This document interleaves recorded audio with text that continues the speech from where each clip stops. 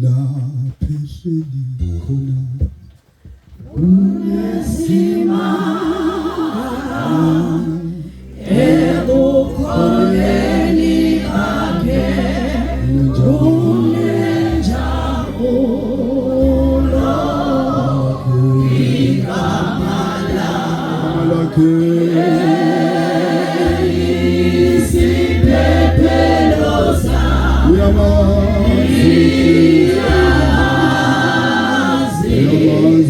umdliwa lapha ehleli khona unenjabulo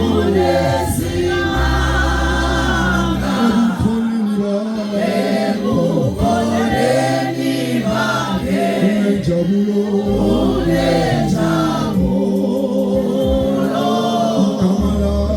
igama lakhe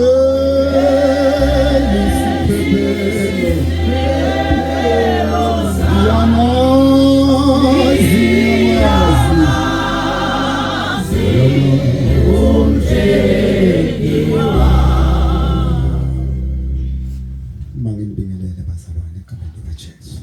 Jesu Kristu inkosi. Bazalwane ngixolise cala kwami kufika late. Sikhathi satile ukuthi isikhathi u10 kubamba lapha nje lapha abantwana baKristu. Ngiyawubingelela ngiyashakutela ngibingelela abaholi bami ngibathola ngaphakathi endlini yaNkulunkulu.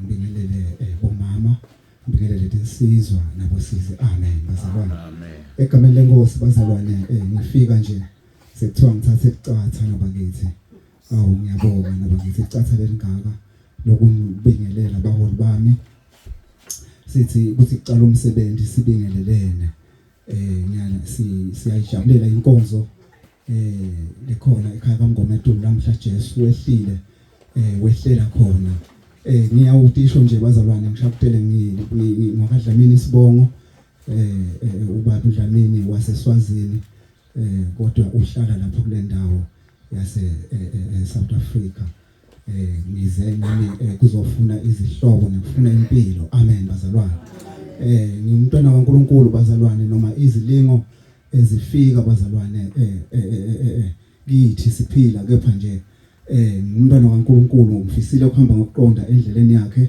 nangokuzithoba njalo ngingakhombisi ukuthi umntwana ongakholwa bazalwane ngithi nje ngibonga kakhulu ukufika ekhaya kaMngoma eTulu kwenkonzo lenkulu kangaka lekhona baholi bami ngiyajabula ngikungibona siyanithanda kakhulu sifisile ukuthi